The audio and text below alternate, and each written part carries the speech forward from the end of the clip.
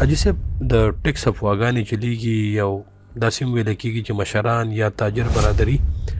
دې په حواله باندې څه پروګرام هم جوړوي. نو ستاسو سره تفصیلات څه دي؟ ټیکس بحالېږي یا دغلته دفتر واغستو په سوات کې که نه تاسو سره اوس څه تفصیلات دي او ستاسو ورته پروګرام څه دی؟ څنګه چې ما مخکې وویل چې په سوات کې ته اوس د کم دفتر دپاره نوټیفیکیشن شوی دی، دا د کیپرا دپاره شوی دی، پروینشل اکسایز ټیکس دی یا سیل ټیکس محکمه ده دا جوړه شوې ده چې هغه به 5% نه والا 15% پورې مختلف ادارو نه ټیکسونه اخلي سیل ټیکس کې. نو د هغې دپاره هغې مخکې هم کوشش کړی خو بیا موږ ورته ویلي چې یاره په سوات کې تاسو کوم نوټیفیکیشن کړی د کیبینټ نه خو تاسو منظور کړی، خو د دې نوټیفیکیشن گورنر یا د چیف سیکرټري نه دی کړی. نو چونکې دغه غیر قانوني نوټیفیکیشن دی نو تاسو په ملکن ډیویژن کې ټیکس نشئ نافذ کولی. هغې بیا غلي وو تر اوسه پورې، بیا څه نوټس یې هم زموږ هوټل ته ورکړی وي، خو اوس هغې دوباره دا کوشش کوي چې هره کله د 2023 د جون 2024 پورې چې کومه ریلیف ورکړی دا ختم شي او موږ دلته کې ټیکسونه نافذ کړو. خو په قانوني خبره دا ده چې یاره کسټم ایکټ خو صدر ریپیل کړی دی، خو دوباره نافذ کېدی نه شي. د هغې دپاره به اسمبلي کینی او دوباره به قانون سازي کوي او یا به نافذ کوي یا به صدر خصوصي نوټیفیکیشن د ایکسټینشن دوباره کوي. نو هغه خو نافذ کېدی نه شي. بیا سیل ټیکس انکم ټیکس دی او پراپرټي ټیکس صوبایي سبجیکټ دی. نو دغه هم که نافذ کېږي نو د دې به ريزسټنټ کېږي او د لاین آرډر مسله به خامخا جوړېږي. د دې دپاره زموږ د ملکن ډیویژن د تاجرانو تنظیم او د هوټل اسوسییشن پروګرام دا دی چې موږ به د دې خلاف بھرپور مزاحمت کوو. دا په هیڅ قیمت نه ورکوو که څه په موږ باندې پرچې کوي، که موږ جیلونو ته بیایي، که موږ تاڼو ته بیایي، خو موږ هیڅ قسمه ټیکس نشو ورکولی ځکه چې زموږ سره نه تجارت شته بین الاقوامي، نه امپورټ ایکسپورټ شته. موږ خو لوکل تجارت ته پرچون دکانداران یو، د بازار د سودا راوړو بیا په بازار کې خرڅو او بیا په صارفینو باندې خرڅېږي. نو چونکې دلته کې ټوریزم تباه دی، ټوریزم هوټل ته د انډسټري د حیثیت ته اوسه پورې نه دی ورکړی. زموږ نه په کمرشل بیس باندې د هوټلو بیلونه اخیستل کېږي. نو چې څو پورې حکومت خپلې پالیسۍ واضح کړي نه، د سوات د قوم سره ناست نه، د دې په مشاورت یو طریقه کار نه جوړ کړی، نو د سوات خلک تاجر برادری سوات قومي جرګه به د دې بھرپور مزاحمت کوي او د دې خلاف به د دیوال په شان ودرېږي او کېدای شي چې یاره دا زموږ د خیر باعث جوړ شي او موږ د پاکستان نه خپله د ازادۍ اعلان دوباره بیا وکړو. نو پکار دا ده چې دغه یو مؤثر قوت دی، دا قوت خپل اواز د خلکو سره، د قوم سره، د حکومت سره اوچت کی او د سوات خلک او د ملکن ډیویژن خلک د هر قسمه اضافي بوج نه چې نن سبا خلک د ګیس بیل نشي ورکولی، د بجلی بیل نشي ورکولی، تیل خو یو د ګاډي والا مسله ده او دغه شان که نور ټیکسونه راغله نو دا به د سوات معیشت د تباهي سري، نو په دې کې خپل کردار ادا کړي. جی نو حاجي صاحب زیاتره دا کم حالات چې ښکاري د دې نه خو داسې ظاهرېږي چې دغه کم خلک چې زورور خلک دي هغه خو دغه معاهدې نه مني او نه یې تسلیموي. هغه خو دا وایي چې بس په دې علاقه یو ټیکس نشته او که فرض که دا بال شي نو حکومتي خزانې ته به دومره فایده وي. نو دا دوی چې د دغې د سره څه حیثیت نه ګڼي او بل طرف ته که تاسو کتلي په تېر کال باندې چې کله په سوات کې حالات لږ دغه شي نو دا ټول نه هغه پارټیان ولا خلک زیاتره راوتی او کم چې د حکومت د پارټۍ نه و خلکو بیا دغې خلکو لوټ ورکو. نو تاسو څه وایئ یاره مطلب دا کم پنجې چې دلته کې خښېږي دغه د دفترونه کولاویږي پس خلکو پسې ټیکسونه جاري شوي دي په هوټلو په زیاتره سیزونو کې د ګیس بلونه دومره راځي چې د خلکو نه یې بیخ ویستو. نو تاسو څه وایئ چې مطلب زموږ د سوات د خلکو په احتجاج باندې به دا خبره ورسي که پرس که اتفاق نه وي نو بیا به څه کېږي؟ نو اول خو دا ځم چې دغه اتفاق خو راتلل ډېر مشکل دي ځکه چې موږ وکتل چې یاره څوک دې ته نه ګوري چې یاره زه دا ووټ ورکوم، دا ووټ به زما حقوق تحفظ کوي که نه کوي، دا به ما له ترقي راولي که نه راولي، که صرف په یو هوا پسې به زه چا تپوس وکړو د یو دغه باندې فیسبوک باندې راځي د یو کس نه چا تپوس وکړو چې ته عمران خان ولې خوښ دی؟ نو هغه وایي زما ډېر خوښ دی. هغه وایي ولې دې خوښ دی؟ وایي ډېر کارونه یې کړي. هغه وایي څه کارونه کوي؟ یو کار ته وښایي. نو چې یو سړي دونه شعور وي هغه خلکو ته مونځ اودس خولی دی او استنجا یې خولی دی او په پوزه کې ګوته یې والو ایزه کړي، نو داسې قوم نه به ته د شعور څه تمه وکړي او د داسې قوم نه به ته د مضبوطو فیصلو څه تمه وکړي. په بهرحال قوم شته، یوازې دغه خلک قوم نه دی. که ته مخالف د دې ووټ وګورې نو د هغو نه سوا دی، بیا به دا قوم راپاسي، ځکه چې قوم یو قوت دی. قوم له موږ شعور ورکوو، خپل قوم خپل حقوق پیژني او د دغې خلکو مخنیوی به کوي. څوک چې په سواد کې ناجایز ټکسونه لګوي، په سواد په خلکو یا په ملکنډ ډیویژن چې کوم مصیبتونه راولي،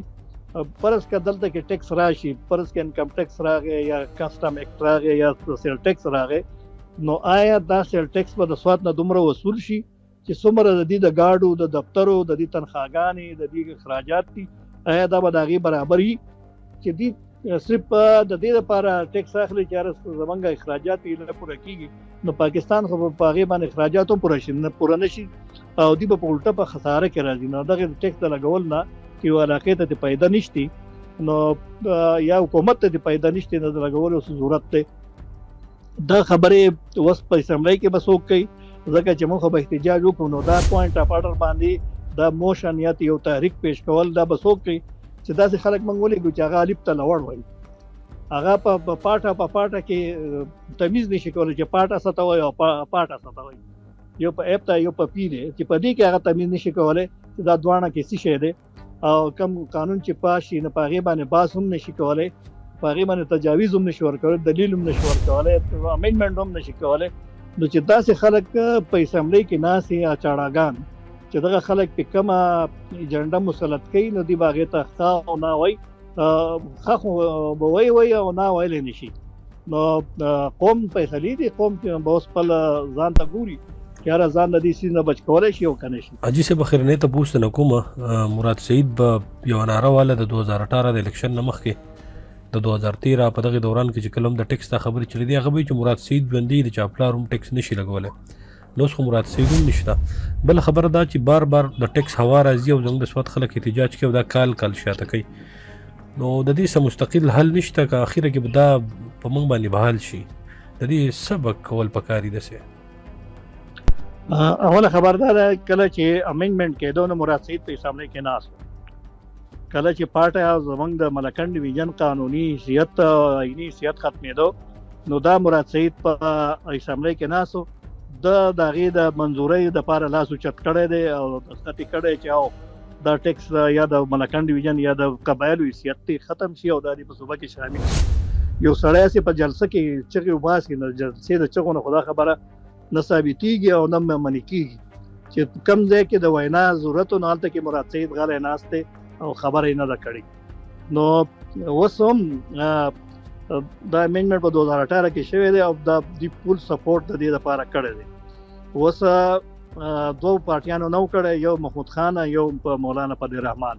او هغه فضل رحمان بیا نن هم هغه شافات کېږي چې هغه په وزارتونو په دې باندې رضا کو او په سیټونو باندې، نو هغه بیا غلی شوی و، هغه بیا خاموش ووټ نه ورکړی. د دې مطلب دا چې ته په رشمارۍ کې ووټ ورنه چې، نو د دې مطلب دا شو چې تا د هغې حمایت وکړو. نو اوس د قوم په یو د سکته کې دی، په کنفیوژن کې دی چې یاره څه به کېږي. د اوسه پورې خو څوک مرکزي حکومت اغستو ته تیار نه دی. د اوسه پورې اسمبلی اجلاس روانه غوښتی شو، تر اوسه پورې لا جوړ توړ روان دی، تر اوسه پورې لا مکمل رزلټ نه دی اناونس شوی او څوک دې ته تیار نه دي چې په مرکز کې حکومت جوړ کړي. نو چې کله یو ملک دې حال ته ورسي، د هغه سره د تنخواګانو پیسې نه وي، د هغه سره د فوج د اخراجاتو پیسې نه وي، چې هغه په دې قوم باندې په دې ملک باندې ډېر زیات دروند دی، هغه دا نشي برداشت کولی. د هغې عیاشیانې، بیا د بیروکراسي عیاشیانې، بیا د وابډې د افسرانو عیاشیانې، بیا نورې چې څومره اخراجات دي دا د دې قوم نه وباسي. زه تا ته دا یو خبره کوم چې یار تر اوسه پورې چې کله نه IMF نه دې قرضه اخیستې ده او دا شرایطو چې تاسو به ګیس او بجلي ګرانوئ د څه دپاره چې زموږ قرضه واپس کوي، نو تر اوسه پورې دي 6 ارب روپۍ صرف په تیلو کې اخیستې دي، 5.5 ارب روپۍ د بجلۍ په مد کې اضافه کې اخیستې دي، او داسې 4.5 ارب روپۍ دي د اوسه پورې د ګیس په مد کې اخیستې. نو دا تقریبا 10-15 ارب روپو نه دا اماونټ سوا شوی دی او قرضه دي 3 ارب روپۍ اخیستې ده. نو په کار دا ده چې د بخوا پردی قرضه ورکړي که نه دا ګراني چې دی راوسته د دې دپاره یې راوستې وه چې هره موږ به د IMF قرضې پرې خلاصو نو IMF ته خو 1 روپۍ نه ورکړي نو آیا دا کمې قرضه چې اخیستې دا په کم مد کې لګېدلې دا چا اخیستې ده او آیا چې دا دونه پیسې د قوم نه وصول شوې دا په کم مد کې لاړې او چا واخیستې په څه شي به لګېدې نو د دې حساب په کار چې قوم وکړي او دا ممبران وکړي نو ان شاء الله منګه د سوات قومي جرګه یا د سوات ولس به د خپل حقوقو حفاظت کوو منګ به د امن لپاره مروزو منګ به د دې ناجایز ټیکسونو خلاف مروزو منګ به قوم د ځان سره کوو اعلان کې اوس منګ ته ډېر خلک دا میسیجونه کوي چې حاجي صاحب قومي جرګه او دا نور خلک چې څوک بلکې MP والا ته دا خلک وایي MP مرګري کم MP والا د دې ټیکسونو خلاف یا د امن لپاره راووتو نو موږ به په ستا ټماټر او په ګټو وورو نو نن قوم دونه مشتعل دی چې د قوم فیصلې بدلیږي نو بیا باید چې قوم زموږ سره ملګرتیا ونه کړي په بهرحال موږ خپل کوشش به کوو او قوم به د ځان سره حاجي صاحب ډېره مهرباني انشاءالله په دې موضوع به مخکې هم خبرې کوو او تاسو شکریه چې تاسو ټایم راکړو